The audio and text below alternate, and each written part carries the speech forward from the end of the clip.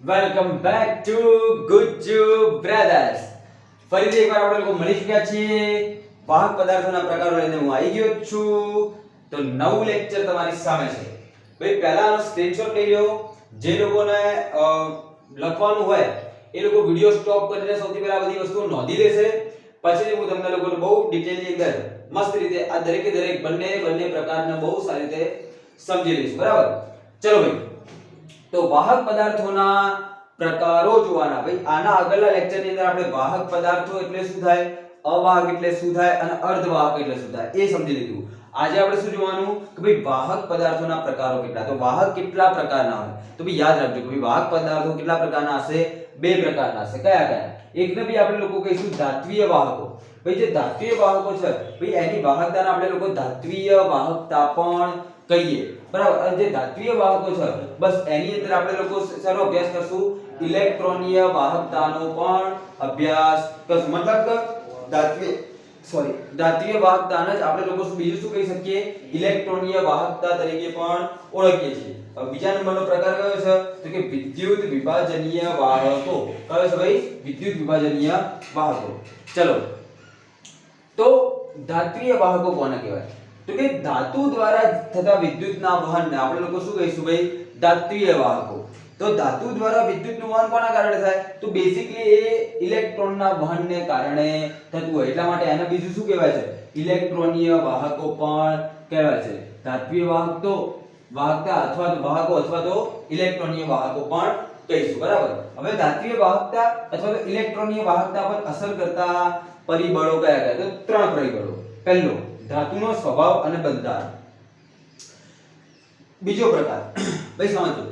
બીજો પ્રકાર, સંયોજકતા ઇલેક્ટ્રોનની સંખ્યા અને સંયોજકતા ઇલેક્ટ્રોનની પ્રતિ પરમાણુ કેટલી સંખ્યા હોય એ રી. બરાબર? તો આ વાક્ય રચનાને થોડી સુધારી દઈએ આપણે લોકો.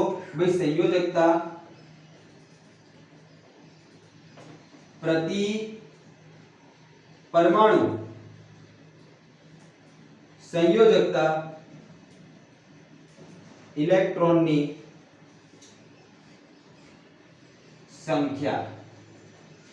ડન. અને ત્રીજી વસ્તુ છે ભાઈ તાપમાન. ભાઈ હવે સમજો. પહેલા બી ટોપિક ને ભાઈ હવે ધ્યાનથી સાંભળજો. આગળ જશો એક શબ્દ આવશે ભાઈ ધાત્વિય બંધ. અને આ વસ્તુ તમે લોકો સાંભળ્યું કે ભાઈ ધાત્વિય બંધ એટલે શું? તો તમે લોકો કોઈ પણ મેટલ જો, મેટલ કેવું હોય? મેટલ ની અંદર દરેક ધાતુના ઘટકો શું હોય? એકબીજા સાથે જોડાયેલા હોય. તો એ જોડાયેલા કયા બંધ દ્વારા હોય? તો કે ધાત્વિય બંધ દ્વારા એના ઘટકો જોડાયેલા હોય છે. હવે ધાત્વિય ઘટકો એટલે શું? ધાત્વિય બંધ એટલે શું? અને એની આ ધાત્વિય વાહકતા સાથે શું લેવા દેવા? તો ભાઈ ધ્યાનથી સાંભળજો. તો ભાઈ તમે લોકો Fe જોયેલું હશે, આયર્ન. બરાબર? તો કે Fe નો એટોમિક નંબર થાય ભાઈ 26. જો એની એ લોકોની ઇલેક્ટ્રોન રચના લખું તો લખાવો તો કે આર્ગોન કમ્પ્લીટ. આર્ગોન કમ્પ્લીટ છે તો 18 ઇલેક્ટ્રોન પૂરા. પછી લખીશ 4s2. 4s2 આયા તો બીજા બે આવી ગયા તો 20 ઇલેક્ટ્રોન પૂરા. હવે શું થશે? 3d6. 4s2 અને 3d6 ઇલેક્ટ્રોન. બરાબર? ભાઈ ધ્યાનથી સાંભળજો. આર્ગોન ની અંદર 18 ઇલેક્ટ્રોન, 4s ની અંદર 2 અને આની અંદર 6. ટોટલ કેટલા થઈ ગયા?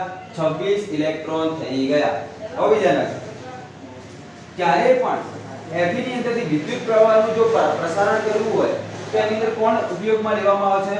કે જે એની સૌથી બહારની કક્ષા છે એ બહારની કક્ષાનો યુઝ કરશો. કે ભાઈ સંયોજકતા કક્ષા એટલે તમને લોકોને ખબર જ છે.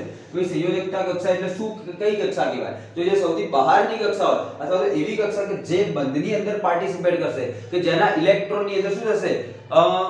ફેરફાર થશે. બરાબર? હલનચલન થશે. તો એવી કક્ષાને આપણે લોકો કઈ કક્ષા કહીશું? સંયોજકતા કક્ષા. અને સંયોજકતા કક્ષામાં રહેલા ઇલેક્ટ્રોનને આપણે લોકો સંયોજકતા ઇલેક્ટ્રોન કહીએ.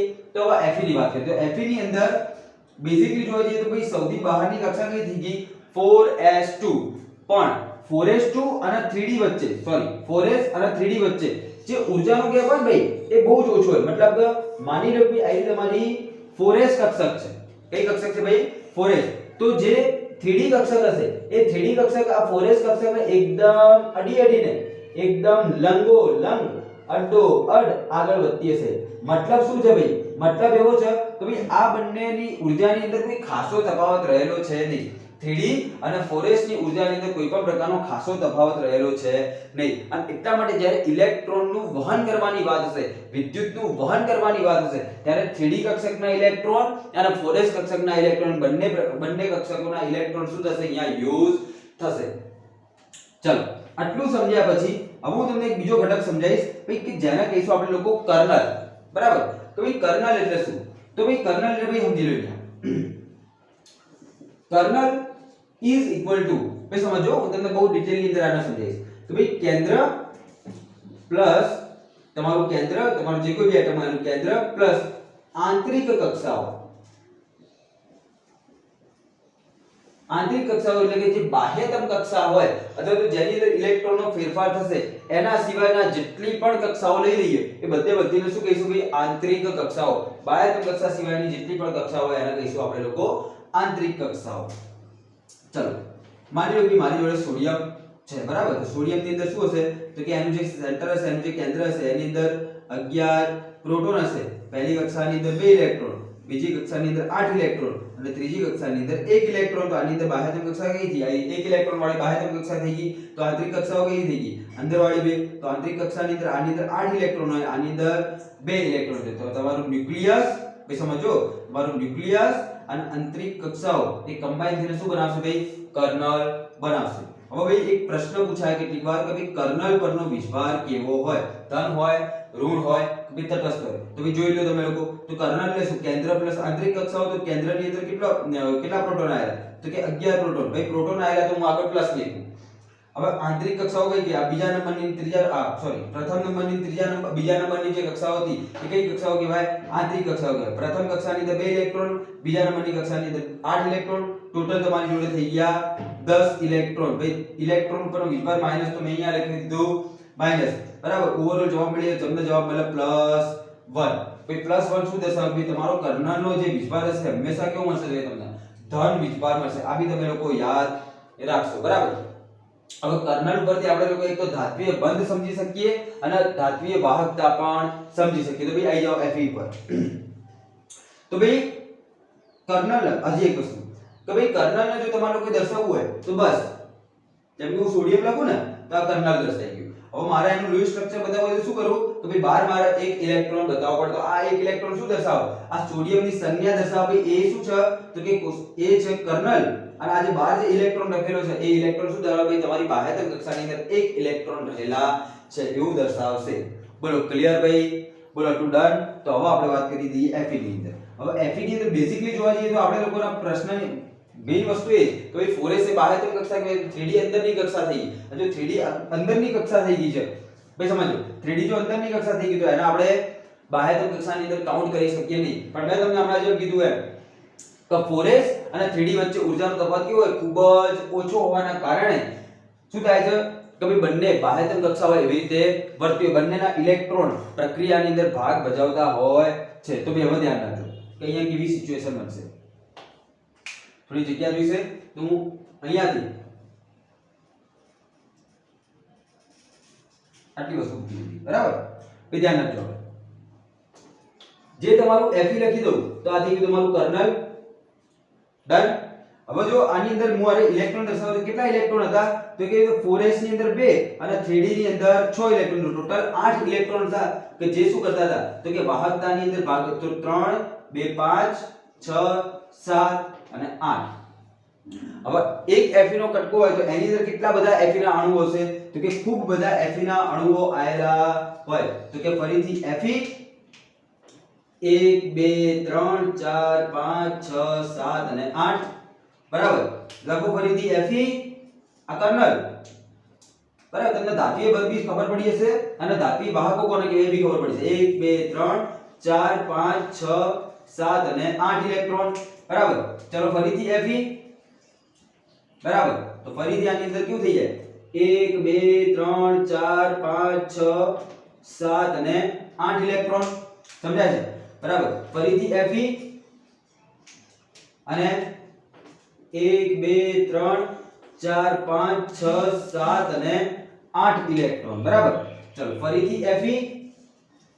ભાઈ સમજો 1 2 3 4 5 6 7 અને 8 ઇલેક્ટ્રોન સમજાય છે ભાઈ ફરીથી Fe હવે એની અંદર ફરીથી કેટલા ઇલેક્ટ્રોન તો કે 8 2 3 4 5 6 7 અને 8 ઇલેક્ટ્રોન તો તમે લોકો જોયો તો ભાઈ બેઝિકલી અહીંયા જે સ્ટ્રક્ચર બન્યું એ સ્ટ્રક્ચર તમને લોકોને કેવું લાગે છે કે બીજા ઇલેક્ટ્રોન છે એ ખૂબ બધા છે એક દરિયાની જેમ છે જે Fe ના જે કર્નલ દર્શાવેલા છે એ કર્નલ એ પાણી ઉપર બરફના ટુકડાઓ એવી રીતના તરતા હોય એવી કંઈક સિચ્યુએશન તમને લોકોને લાગી રહી હશે ભાઈ ધાતુ જે હોય ધાતુ તો ભાઈ એની માટે એક શબ્દ વપરાય છે ભાઈ ધાતુ એ ઇલેક્ટ્રોનનો સમુદ્ર હોય છે તો એ ઇલેક્ટ્રોનનો સમુદ્ર આટલા કારણે કહેવાય કે ભાઈ તમે જે સળિયો પકડો છો Fe નો જે રોડ પકડો છો તો એની અંદર કંઈક આ રીતની સિચ્યુએશન મળશે હવે પહેલા સમજી લઈએ કે ધાત્વીય બંધ કોને કહેવાય તો ભાઈ હમણાં જ મેં તમને કીધું કે ભાઈ જે તમારો કર્નલ હશે એ કર્નલનો વીજભાર કેવો મળે તો કે કર્નલનો વીજભાર પ્લસ ઇલેક્ટ્રોનનો વીજભાર કેવો નેગેટિવ તો પ્લસ અને નેગેટિવ વચ્ચે શું થશે એટ્રેક્શન થશે બરાબર આયરો ફરીથી પ્લસ તો આ રીતના પ્લસ નેગેટિવ વચ્ચે જે એટ્રેક્શન થાય છે બરાબર એના કારણે એના ઘટકો કેવા હોય એકબીજા સાથે જોડાયેલા રહેતા હોય છે બોલો ભાઈ આટલું ક્લિયર આટલું ડન આટલું જોયા પછી એના કારણે શું થશે ભાઈ એ આકર્ષણ જે બન્યું એ આકર્ષણને શું કહીશું કે આપણે લોકો ધાત્વીય બંધ કહીશું પ્લસ નેગેટિવ એવી રીતના જે કઈ બી આખું સ્ટ્રક્ચર બનશે એને કહીશું આપણે લોકો ધાત્વીય બંધ એ આકર્ષણ બંધને શું કહીશું કે ધાત્વીય બંધ હવે ઇલેક્ટ્રોનની ગતિ જુઓ તો કે ઇલેક્ટ્રોન તો જુઓ તો ભાઈ કેટલા બધા ઇલેક્ટ્રોન છે કે જેના કારણે હવે આની અંદરથી શું થઈ શકે ભાઈ ખૂબ જ આસાનીથી શું થઈ શકે ભાઈ ઇલેક્ટ્રોનનું વહન થઈ શકે બરાબર તો આના કારણે શું થતું હોય ભાઈ કે ભાઈ ધાતુની અંદરથી ઇલેક્ટ્રોન આટલા મોટા પ્રમાણમાં હોય મતલબ કે અહીંયા એવું કહેવામાં આવે કે આને શું કહીશું ઇલેક્ટ્રોનનો સમુદ્ર કહીશું બરાબર ધાતુઓની અંદર શું હોય ઇલેક્ટ્રોનનો સમુદ્ર આવેલો હોય તો ઇલેક્ટ્રોનનો સમુદ્ર આવેલો ઇલેક્ટ્રોનનો જથ્થો ખૂબ જ વધારે પ્રમાણમાં હોય છે અને એટલા માટે એની અંદર શું થઈ શકે ભાઈ વિદ્યુતનું વહન ખૂબ જ આસાનીથી થઈ શકે છે બરાબર તો આની પાછળનું લોજિક કંઈક આ રીતનું છે ચાલો હવે આપણે લોકો સમજીએ કે ભાઈ તાપમાન તો અહીંયા યાદ રાખજો કે અમે લોકો કે ભાઈ તાપમાન જેમ વધશે એમ આની કપ્પા કરશે કપ્પા બોલે તો શું હતું એની વાહકતા અથવા તો વિશિષ્ટ વાહકતા બરાબર તો આની વાહકતાની અંદર શું થશે ભાઈ ઘટાડો થશે બરાબર કેમ કે ભાઈ તાપમાન વધતા તમે લોકો બેઝિકલી જોશો કે ભાઈ જે કોઈ બી મેટલ હોય એનું કદ પણ કેવું થઈ જતું હોય છે ભાઈ વધી જતું હોય છે બરાબર એના કારણે એની વાહકતાની અંદર શું થાય છે ભાઈ ઘટાડો તમને લોકોને જોવા મળશે ચાલો હવે શું હોય વિદ્યુત વિભાજનીય વાહકો તો વિદ્યુત વિભાજનીય વાહકો કોને કહેવાય તો પહેલી વસ્તુ કે ભાઈ વિદ્યુત વિભાજનીય એટલે શું વિદ્યુત વિભાજન એટલે શું વિદ્યુત વિભાજનીય ઘટક એટલે શું એ શું છે જો કે ટોપિક આના પછીનો હશે પણ હાલ માટે હું તમને નાનકડી એક માહિતી આપી દઉં કે ભાઈ એવું દ્રાવણ કે જેની અંદરથી વિદ્યુત પ્રવાહ પસાર થઈ શકે બસ એને કહેવાય વિદ્યુત વિભાજનીય દ્રાવણ અને કંઈક એની જ વાત અહીંયા થઈ રહી છે હવે ધ્યાન રાખજો હવે આપણી જોડે જે શુદ્ધ પાણી હોય જે વરસાદનું પાણી આવે જે શુદ્ધ પાણી હોય તો એ શુદ્ધ પાણીની અંદર H+ અને OH- ના આયનો અથવા તો એના જે ઘટકો હશે એ કેવા હશે ખૂબ જ ઓછા પ્રમાણમાં કેટલા ઓછા પ્રમાણમાં હશે તો કે એરા હશે 10⁻7 ઘાત મોલર જેટલી સાંદ્રતા ધરાવતા હોય છે આ વસ્તુ આપણે લોકો 11મા ધોરણની અંદર ખૂબ જ સારી રીતે શીખી ગયા છીએ બરાબર તો શું થાય છે ભાઈ તો કે શુદ્ધ પાણીની અંદર H+ અને OH- આયનોની સાંદ્રતા ખૂબ જ ઓછી અને ઓછી સાંદ્રતા હોવાના કારણે એની અંદરથી કોઈ પણ પ્રકારનો વિદ્યુત પ્રવાહનો પસાર થઈ શકતું નથી હવે શું કરવું હોય ભાઈ આપણે શુદ્ધ પાણીની અંદરથી જો વિદ્યુત પ્રવાહ પસાર કરવો હોય તો એની અંદર આપણે શું નાખશું થોડું ઘણું નમક નાખશું થોડો ઘણો એવો પદાર્થ નાખશું કે જેની કારણે જેમ કે મીઠું નાખ્યું જો મીઠું નાખશું તો મીઠાની અંદર મીઠું નાખવાના કારણે શું થશે એની અંદરથી Na+ અને Cl- બે ઘટકો શું થઈ જશે ભાઈ અલગ થઈ જશે બે ઘટકો અલગ થઈ ગયા એટલે કે એક ધન આયન અલગ થઈ ગયો એક ઋણ આયન અલગ થઈ ગયો એક કેટાયન અલગ થઈ ગયો એક એનાયન અલગ થઈ ગયો તો એના કારણે હવે એ એનાયન અને કેટાયનના કારણે એની અંદરથી શું પસાર થઈ શકે ભાઈ વિદ્યુત પ્રવાહ પસાર થઈ શકે છે બસ તો એના જ કહેવાય વિદ્યુત વિભાજનીય વાહકો તો એવા વાહકો એવું દ્રાવણ કે જેની અંદરથી વિદ્યુત પ્રવાહ શું થઈ શકે ભાઈ પસાર થઈ શકે તો બસ એવા દ્રાવણને આપણે લોકો શું કહીએ કે ભાઈ આપણે લોકો એને કહીશું વિદ્યુત વિભાજનીય વાહકો હવે વિદ્યુત વિભાજનીય વાહકોને અસર કરતા કેટલાક પરિબળો છે તમે પહેલી પરિબળ જુઓ તો ભાઈ વિદ્યુત વિભાજ્યનો સ્વભાવ તો કે વિદ્યુત વિભાજનનો સ્વભાવ એટલે તો સ્ટ્રોંગ કે વીક મતલબ કે તમારે જે નાખ્યો છે ઘટક એની અંદર એ સ્ટ્રોંગ છે કે ભાઈ વીક છે એક્ઝામ્પલ જો ધ્યાન રાખજો આ છાપવું હોય તો છાપી લેજો બરાબર જવા દઉં છું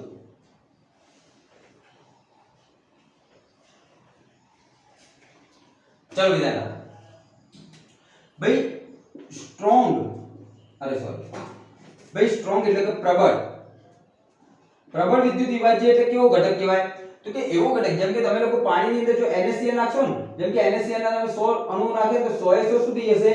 Na+ અને Cl- ની અંદર કન્વર્ટ થઈ જશે. તમને નિપજની અંદર 100 Na+ અને 100 Cl- મળી જશે. પણ જો તમે લોકોએ ભૂલથી પણ CH3COOH એની અંદર ઉમેરી દીધો છે, સોરી, જો CH3COOH એની અંદર ઉમેરી દીધો હશે તો શું થઈ જશે? તો એની અંદરથી CH3COO- અને H+ આયનો જે બનશે, તો માની લો કે 100 અણુઓ તમે નાખ્યા તો એની અંદરથી 10 100 ની અંદરથી આ 100 ની અંદરથી 10 એવા અણુઓ હશે, મતલબ કે 10 CH3COOH ના એવા અણુઓ હશે કે જે CH3COO- અને H+ ની અંદર રૂપાંતરિત થયા છે. તો અહીંયા કેટલા બનશે? 10 CH3COO- બનશે અને 10 H+ બનશે. બાકીના જે 90 ઘટકો પડ્યા રહ્યા એ આયરન સ્વરૂપે CH3COOH સ્વરૂપે જ એની અંદર એ દ્રાવણની અંદર કેવા રહ્યા છે ભાઈ? એમને એમ સ્થાયી રહ્યા હશે. તો એને કહેવાય ભાઈ વીક એટલે કે નિર્બળ વિદ્યુત વિભાજ્ય. બરાબર? એક તો એ વસ્તુ અસર કરશે. બીજું શું કહે છે? તો ભાઈ દ્રાવકનો સ્વભાવ અને તેની સ્નિગ્ધતા. હવે ભાઈ સમજો તો તમે લોકો અહીંયા બેઝિકલી વિદ્યુત વિભાજનની દ્રાવણ બનાવશો ને, તો એની અંદર પાણી હશે, એની અંદર મીઠું નાખ્યું હશે, અથવા તો કોઈ બેન્ઝીન હશે, એની અંદર કોઈ અન્ય ઘટક નાખેલો હશે. બરાબર? તો બેઝિકલી એની અંદર શું બનાવ્યું? તમે લોકો એક દ્રાવણ બનાવ્યું છે. શું બનાવ્યું છે ભાઈ? એક દ્રાવણ બનાવ્યું છે. જો તમે લોકો ત્યાં દ્રાવણનું નિર્માણ કરો તો એની અંદર એક દ્રાવ્ય હોય અને એક દ્રાવક પદાર્થ હોય. બરાબર? તો જે દ્રાવક પદાર્થ હોય, દ્રાવક પદાર્થ કોને કહીએ? તો કે જેનો જથ્થો વધુ એ દ્રાવક બેઝિકલી. બરાબર? જેનો જથ્થો વધુ એ દ્રાવક અને જેનો જથ્થો ઓછું એ દ્રાવ્ય. તો જે દ્રાવકનો જે સ્વભાવ હશે એ ધ્રુવીય છે કે બિન ધ્રુવીય છે? તો એ પહેલા તો અસર કરશે. બરાબર? બીજું શું કે એની સ્નિગ્ધતા. સ્નિગ્ધતા બોલે તો ભાઈ આપણે પાણી જોઈએ તો પાણી આસાનીથી વહી જાય, પણ જો એની જગ્યાએ તેલ ઢળાણું હોય તો તેલને આગળ વધવાની અંદર શું લાગે ભાઈ? થોડો ટાઈમ લાગશે. તો તેલ કેવું કહેવાય? સ્નિગ્ધ પ્રવાહી કહેવાય, જાડુ પદાર્થ પ્રવાહી કહેવાય. તો કે એવું પ્રવાહી કે જેની ઘનતા વધારે હોય તો એની સ્નિગ્ધતા કેવી કહેવાય? વધારે કહેવાય. એની અંદરથી વિદ્યુત પ્રવાહ પસાર થવાની અંદર કેવી પડે ભાઈ? મુશ્કેલી પડે. ચલો બીજું શું છે? તો કે ઉત્પન્ન થયેલા આયનોનું કદ અને તેનું દ્રાવક યોજન. તો ઉત્પન્ન થયેલા દ્રાવકોનું કદ એટલે કેવું? તો કે જે દ્રાવક ભાઈ સમજો ઉત્પન્ન થયેલા આયનોનું કદ એટલે કે એવા આયનો કે જેનું કદ ભાઈ વધારે હોય, જેનું કદ મોટું હોય, તો કદ મોટું હોવાના કારણે એનું વહન કરવાની અંદર કેવી પડશે ભાઈ? થોડી ઘણી વધારે મુશ્કેલીઓ પડશે, એની અંદર અવરોધ વધારે લાગશે. અને જેનું કદ નાનું હશે એનું વહન થવાની અંદર કેવું પડશે ભાઈ? ખૂબ જ સરળતા પડશે. દ્રાવક યોજન એટલે શું ભાઈ? દ્રાવક યોજન એટલે કે ભાઈ તમારું જે દ્રાવ્ય અને દ્રાવક એ બંને કેટલી માત્રાની અંદર મિશ્ર થઈ ગયા છે ભાઈ, આને કહીશું એની દ્રાવક યોજન. વિદ્યુત વિભાજ્યની સાંદ્રતા. ભાઈ છેલ્લો ટોપિક જુઓ, વિદ્યુત વિભાજ્યની સાંદ્રતા. તો કે તમે જે કોઈ બી વિદ્યુત વિભાજ્ય પદાર્થ બનાવ્યો, તો કે એ વિદ્યુત વિભાજ્ય પદાર્થની અંદર દ્રાવ્ય ઘટક તો પાણીની અંદર તમે કેટલા પ્રમાણની અંદર મીઠું ઉમેર્યું છે. બરાબર? પાણીની અંદર તમે કેટલા પ્રમાણની અંદર મીઠું ઉમેર્યું છે. બરાબર? એને શું કહીશું? એની સાંદ્રતા કહીશું. ભાઈ તમારા દ્રાવ્યનો જથ્થો તમારા દ્રાવણની અંદર કેટલા પ્રમાણમાં છે. જો દ્રાવ્યનો જથ્થો વધારે હશે તો એને વધુ સાંદ્ર દ્રાવણ કહીશું. જેમ કે મીઠું વધારે પ્રમાણમાં પાણીની અંદર પડી જાય તો એ કેવું લાગે આપણને? ખારું લાગે. શું લાગશે બેટા? ખારું લાગશે. બરાબર? તો એને સાંદ્ર દ્રાવણ કહીશું. અને જેની અંદર શું હશે તો કે ખૂબ જ વીક હોય, મતલબ કે તમે મીઠું નાખ્યું એકદમ ચપટી ભરીને નાખ્યું તો ભાઈ તમને એટલું બધું ખારું પાણી લાગશે નહીં. તો એ કેવું થઈ જશે? તો કે નોર્મલ હશે, એ મંદ દ્રાવણ કહેવાય. બરાબર? તો વિદ્યુત વિભાજ્યની સાંદ્રતા મતલબ કે સાંદ્રતા વધુ હશે તો આયનો પણ વધુ હશે, તો એ બી અસર કરશે. અને ત્રીજી વસ્તુ ભાઈ તાપમાન. જો તાપમાન વધશે તો કપ્પા વધશે. કપ્પા વધશે એટલે કે એ લોકોની વાહકતાની અંદર શું થશે બેટા? વધારો થશે. તમને લોકો ના ખબર તો કહી દઉં કે જે વિદ્યુત વિભાજ્ય પદાર્થો હોય એ બેઝિકલી આયનીય પદાર્થો હોય. કેવા પદાર્થો હોય બેટા? આયનીય પદાર્થો. જેમ કે NaCl, સોડિયમ એક ઇલેક્ટ્રોનનું ક્લોરીનને દાન આકાર દેશે. બરાબર? એટલે ક્લોરીન એક ઇલેક્ટ્રોન લઈ અને નેગેટિવ બની ગયો, સોડિયમ એક ઇલેક્ટ્રોન ગુમાઈ અને પોઝિટિવ બની ગયો. પોઝિટિવ નેગેટિવ વચ્ચે જે આકર્ષણ થયું એને કહીશું આપણે લોકો આયનીય પદાર્થ, આયનીય બંધ. ડન?